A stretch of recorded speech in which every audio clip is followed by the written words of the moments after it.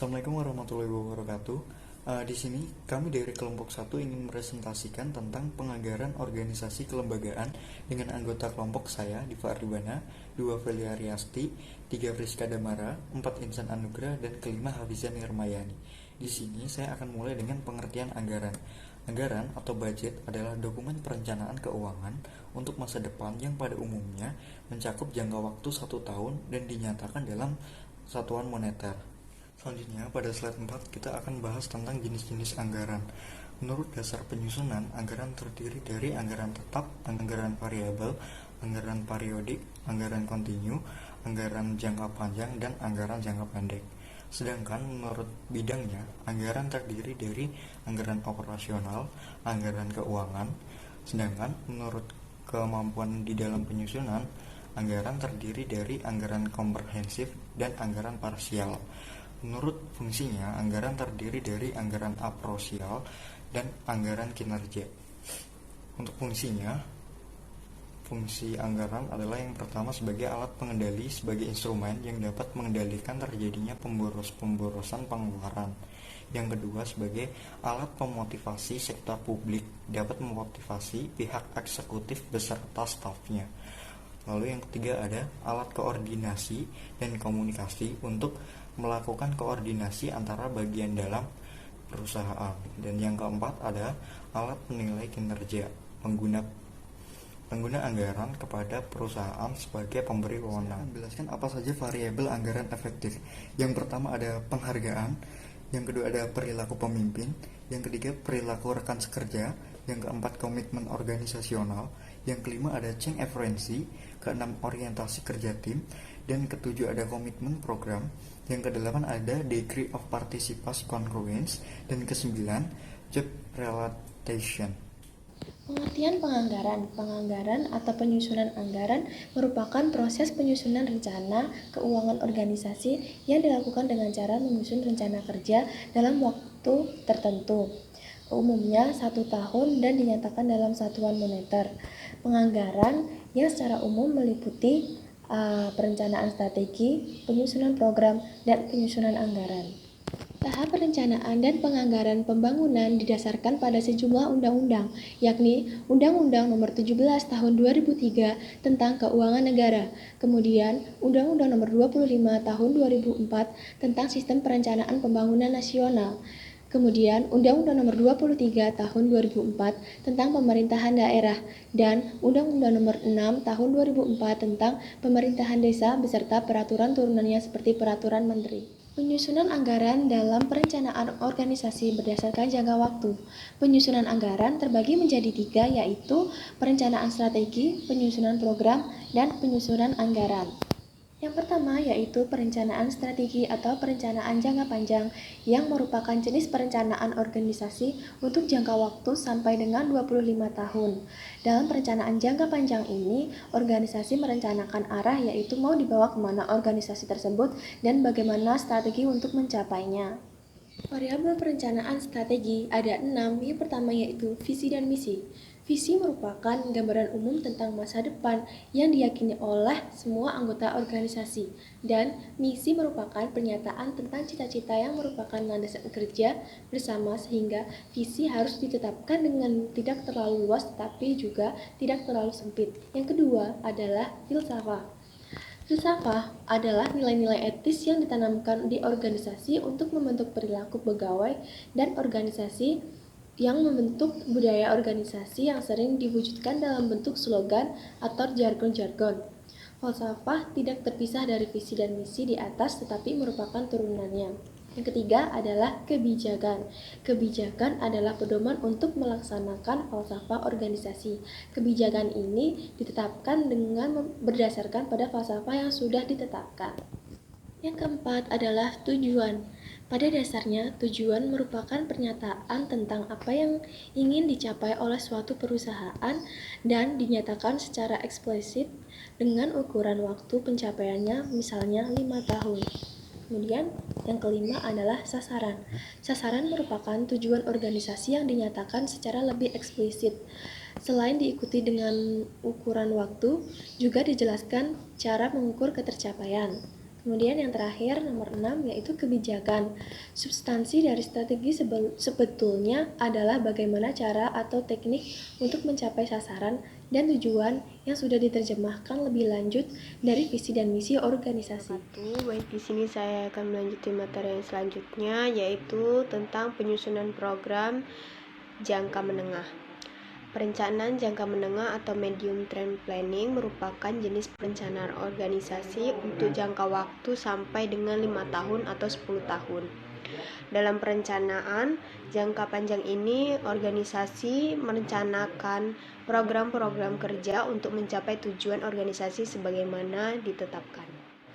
Dalam program perlu ditetapkan asumsi-asumsi atau anggapan yang menjadi dasar perencanaan. Misalnya, yang pertama, inflasi tidak lebih dari 10%. Yang kedua, politik sosial budaya dan keamanan stabil. Yang ketiga, pemerintah tidak mengeluarkan peraturan baru yang dapat mempengaruhi perencanaan secara signifikan.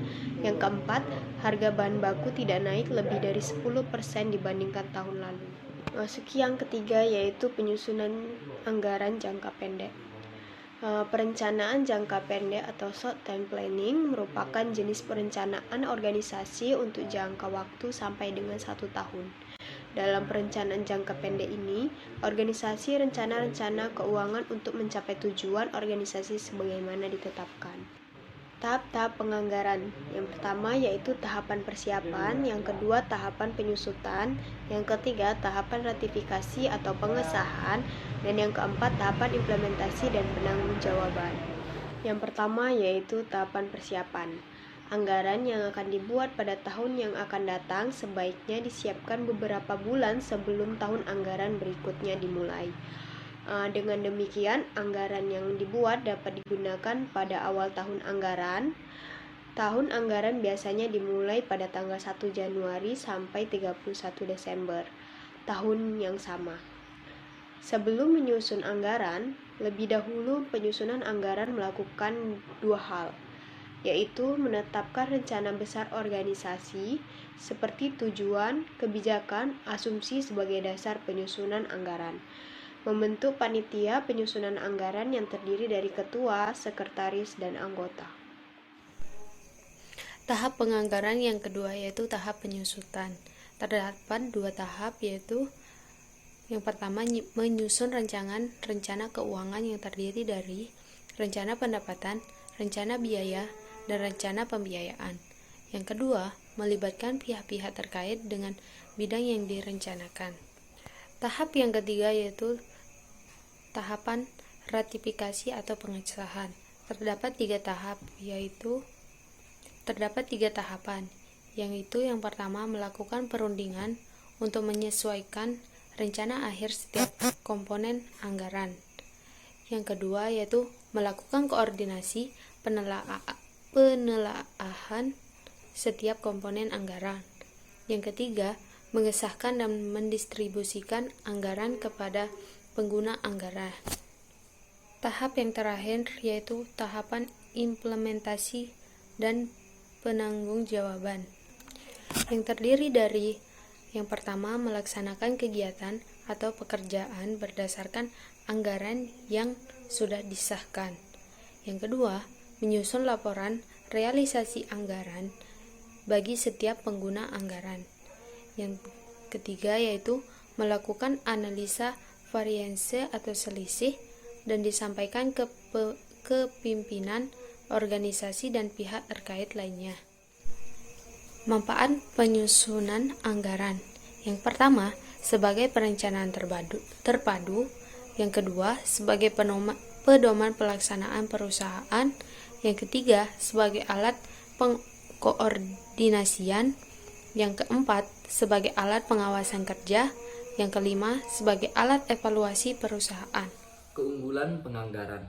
Ini ada beberapa keunggulan penganggaran. Yang pertama yaitu ada hasil yang diharapkan dapat diproyeksikan sehingga dapat memilih peluang dengan rencana yang paling terbaik. Kedua, adanya analisis dalam anggaran yang sangat membantu dalam decision maker. Yang ketiga yaitu anggaran dapat digunakan sebagai patokan untuk perbaikan ke arah yang lebih baik. Keempat yaitu alat pengendalian pola kerja karyawan. Yang kelima, adanya sense of participation. Kelemahan penganggaran. Nah, ada beberapa kelemahan penganggaran di sini. Yang pertama yaitu dalam menyusun anggaran, penaksiran yang dipakai belum tentu tepat dengan keadaan yang sebenarnya. Anggaran yang disusun perlu selalu dilakukan penyesuaian agar relevan dan berkesinambungan dengan kondisi terkini. Yang ketiga yaitu dapat berpotensi menimbulkan konflik hubungan kerja antar staf dan manajer dan lain-lain. Yang kelima yaitu penganggaran tidak dapat terlepas dari subjektivitas pembuat keputusan. Prosedur penyusunan anggaran. Yang pertama itu menganalisis informasi masa lalu, lingkungan luar yang diantisipasi, dan analisa SWOT. Kedua, menyusun perencanaan strategik dan program. Yang ketiga, mengkomunikasikan tujuan, strategi pokok, dan program. Yang keempat yaitu memilih taktik, mengkoordinasikan, dan mengawasi operasional. Yang kelima yaitu menyusun usulan anggaran. Yang keenam, menyerahkan revisi usulan anggaran. Yang ketujuh, menyetujui revisi usulan dan mengkompilasi menjadi anggaran perusahaan.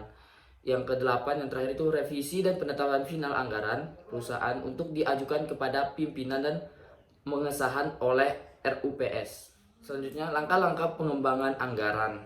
Nah, yang pertama itu ada menetapkan periode anggaran, baik itu 1 tahun, 5 tahun, dan lain-lain. Kedua itu lakukan peninjauan atau analisis pencapaian program dan kinerja keuangan di tahun sebelumnya. Yang ketiga, estimasikan seluruh biaya pengeluaran. Yang keempat itu estimasikan seluruh biaya pendapatan. Kelima, perencanaan anggaran dievaluasi dan disetujui para pemangku kepentingan yang ada di perusahaan. Yang keenam itu membuat perencanaan kas cadangan untuk biaya tak terduga. Contoh anggaran kelembagaan. Yang pertama itu ada anggaran pendirian kelembagaan, anggaran rekrutmen dan seleksi, anggaran tenaga kerja atau gaji sumber daya manusia. Yang keempat yaitu anggaran pelatihan dan pengembangan sumber daya manusia. Kelima, anggaran kinerja. Di sana ada bonus target, beban kerja lembur, dan lain sebagainya. Yang keenam yaitu anggaran pengembangan organisasi atau lembaga, baik itu dari UKM ke CV atau CV ke PT dan lain sebagainya.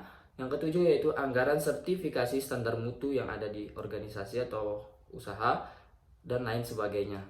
Mungkin itu saja yang dapat kami sampaikan. Terima kasih sebelumnya. Sekian. Wassalamualaikum warahmatullahi wabarakatuh.